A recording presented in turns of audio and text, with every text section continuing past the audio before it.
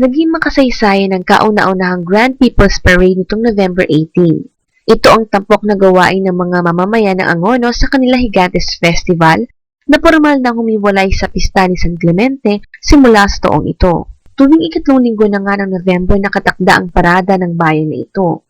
Ginawa ito upang himuking lumuhok hindi lamang ang mga Katoliko, kundi ang iba na ring religious organizations sa paradang ito na pinangangasiwaan ng lokal na pamahalaan. Mismo ang masipag na punong bayan ng Angono, si Mayor Jerry Calderon, ang pumansin sa patuloy na pagkilala ng marami sa Gigantes Festival.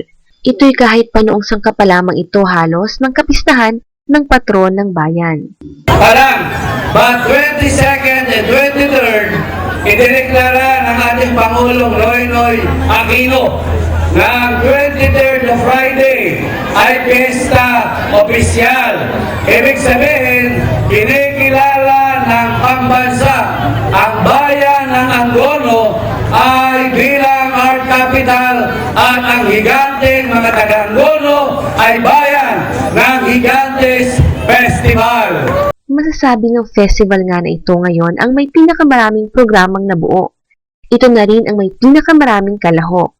Siyempre, ang centerpiece nito ay ang Grand People's Parade na nagsimula noong ikapito ng umaga ng linggo.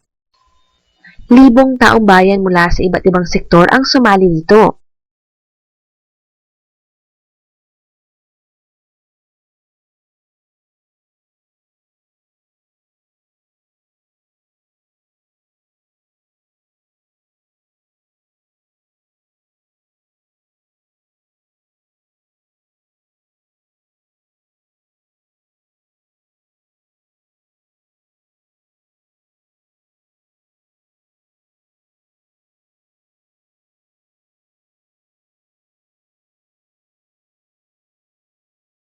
Madaling ang mapuna sa parada na malaya ang sinuman at anumang pangkat na sumama rito.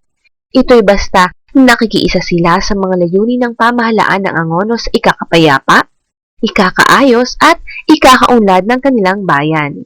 Kabilang din sa mga layunin nito ang pagtupad ng tema ng Gigantes Festival ngayong taon. Ito ang pagsulong pa ng tradisyon at kulturang bayan. At syempre, pangunahing bida ng paradang pambayan na ito ang 125 na higante ng Angono. Ito ang pinakamaraming partisipasyon ng mga naturang higante sa kasaysayan ng pista at Gigantes Parade. Bagamat iisa halos ang forma ng mga higanteng ito, iba-iba naman ang kanilang mukha at kasuotan. May mga higante na likas na katang-isip lamang ng mga pintor at dibuhista nito. Mayroon ding higante na replika naman ng mga sikat na personalidad sa lipunan. Pinakabago nga sa kanila ang sikat na ring mga awit sa Korea. Kumpleto talaga, di ba?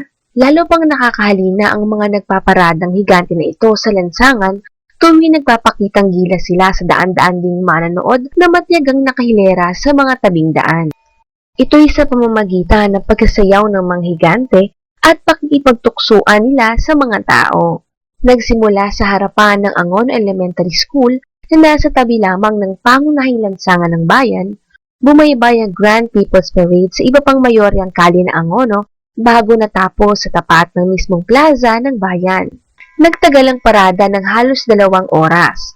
Sapat lamang para mag-iwan ito ng malaking marka at larawan sa mga nakasaksi na sa bayan ng Angono, talaga namang marami ang mga higanteng namamayagpag. Ang mga higante mang ito ay literal o simbolikal. At dahil patuloy din sa pagbibigay ng espasyo, oras at pansin ang pamahalaan at mga mamamayan ng Angono sa iba't iba nilang higante, makakatiyak tayo na darami pa ang mga higante sa kanilang maliit na bayan at titingalain sila ng iba pang pamayanan.